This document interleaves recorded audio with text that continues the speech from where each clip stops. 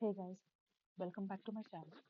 Today we'll discuss about management of endometrial hyperplasia.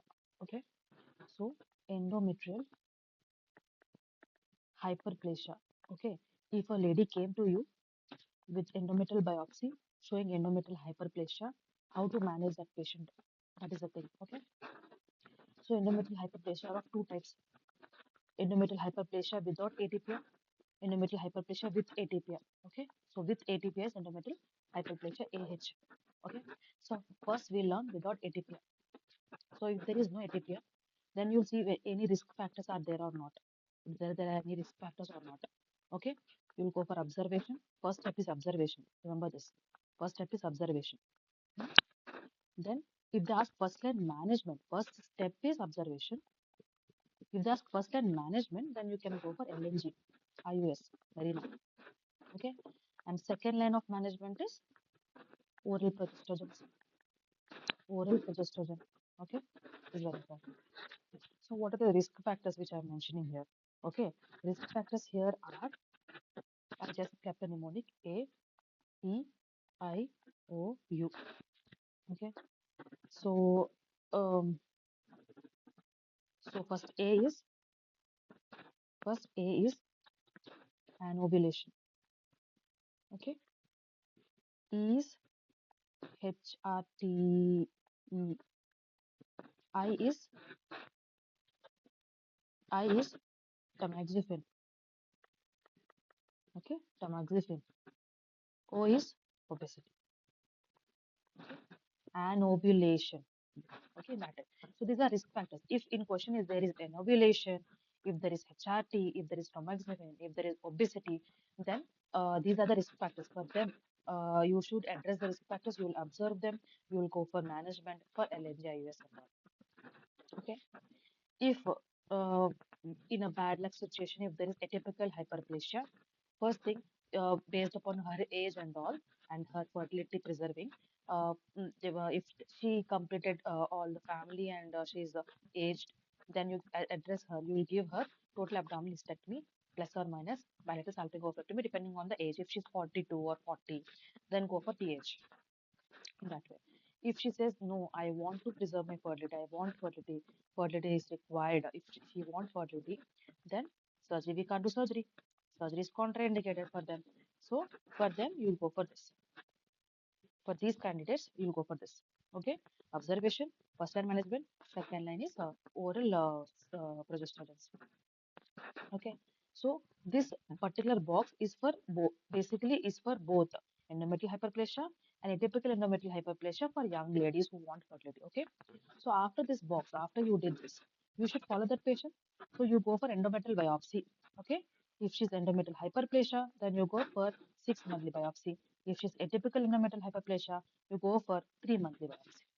Okay, so endometrial is mild, na? So 6 monthly. Atypical means it can convert into cancer, so 3 monthly. Understood? Okay. So you did a biopsy, right? You went for a biopsy of 3 monthly and 6 months and all. In that, there can be three conditions. There can be three conditions. One, that hyperplasia can regress. One, hyperplasia can be persist like that only. Endometrial hyperplasia or atypical hyperplasia is persisting the same thing, or it can progress. What is progression?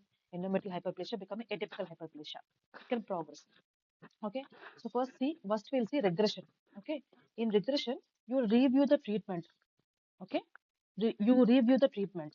Okay, for example, what she if she's on an LNG, so what will advise her? If she's regressing, that means you should not stop in between the, you should not remove the melena.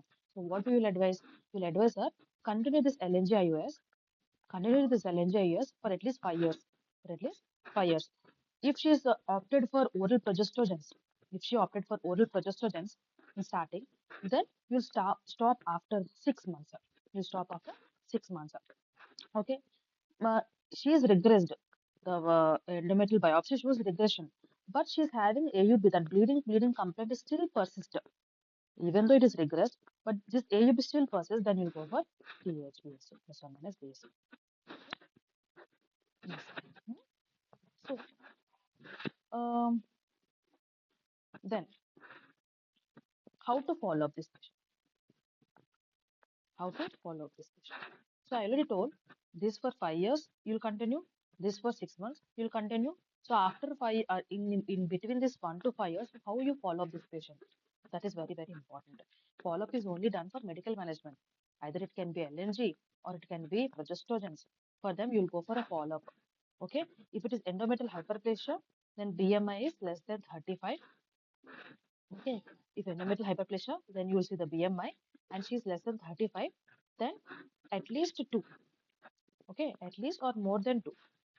Two biopsies should be there. Two negative endometrial biopsies should be present. Okay. Two negative endometrial biopsies should be present at 6 monthly interval.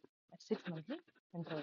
If two negative biopsies are present at 6 monthly interval, then discharge her.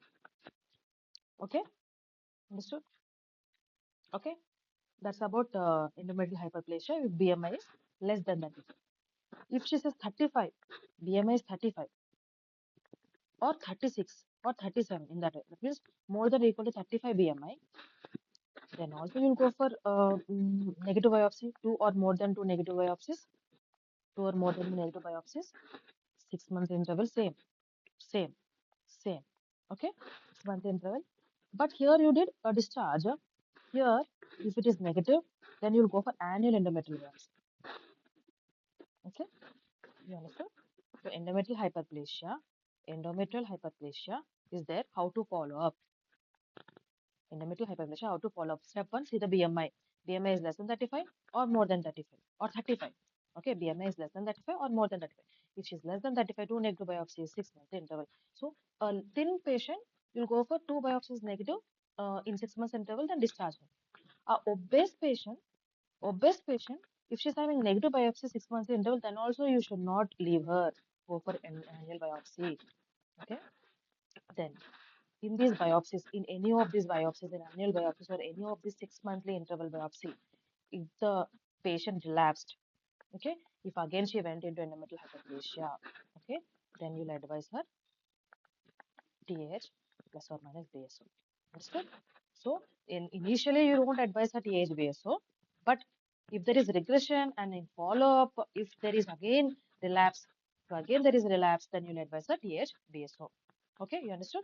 That's about regression. If there is persistence, if endometrial hyperplasia or atypical hyperplasia is persistent even after medical management, what to do? In endometrial hyperplasia, see, first step is what I told. First step is observation. If this failed, then you go for medical management. If this failed, okay, then advisor TH BSO. TH BSO. When you'll advise a TH BSO. So first you will do observation, then you'll go for medical management, then you'll advise a TH BSO. Observation failed means obviously immediately you'll go for medical management. In medical management, what I told, you'll go for LNGIUS or you can go for oral progesterone tablets, right? So at least you will observe this patient 12 months. How many months? 12 months. In 12 months, in 12 months, in biopsies, even it is persistent, the same things, the same endometrial hyperplasia is persistent, you advise a TH-based. Okay? Whereas in atypical hyperplasia, no observation, no medical treatment. First only you will advise. Because it is atypical, so first only you will advise her TH plus or minus BSO. Understood? Then, then you have progression. The last one is progression.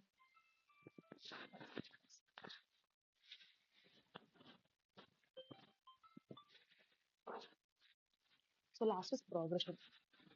In progression, that means if the endometrial hyperplasia is becoming atypical hyperplasia or atypical hyperplasia becoming cancer, okay, you should see that.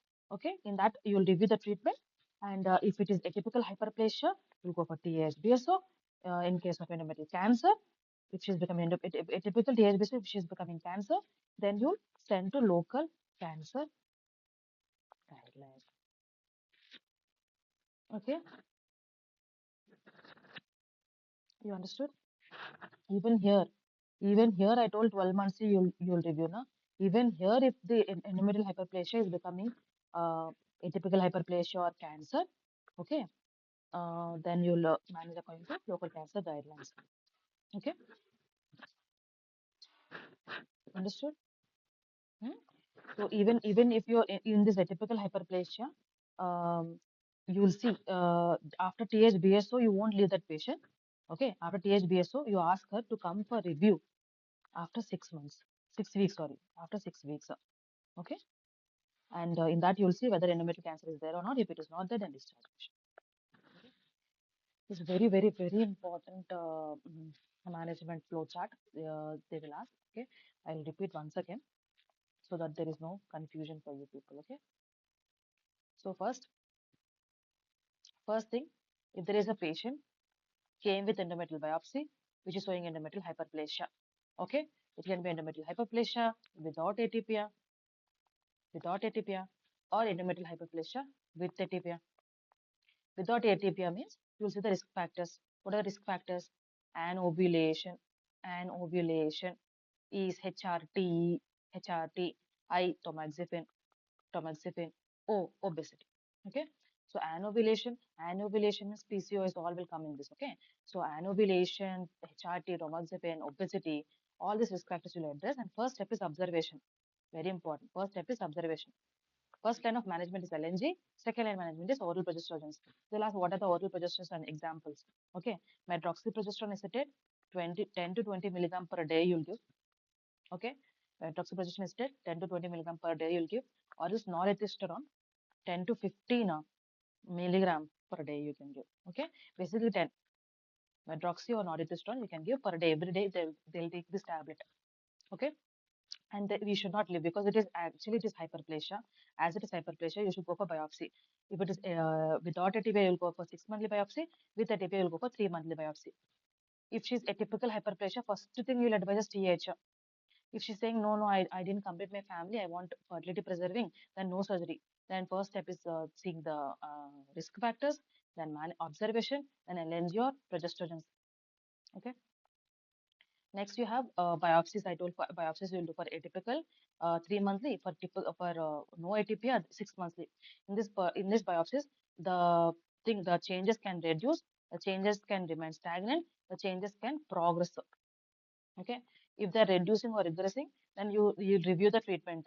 LNG for 5 years and progesterone for 6 months. That is MPA and norethistron, whatever you're taking. You stop after 6 months. Okay, if this person the changes are decreasing but the bleeding is still persist, then you'll address again TH. Okay, in medical management you'll go for follow-up. How to go for follow-up for LNG and progesterone? First, a lady came, she's with endometrial hyperplasia.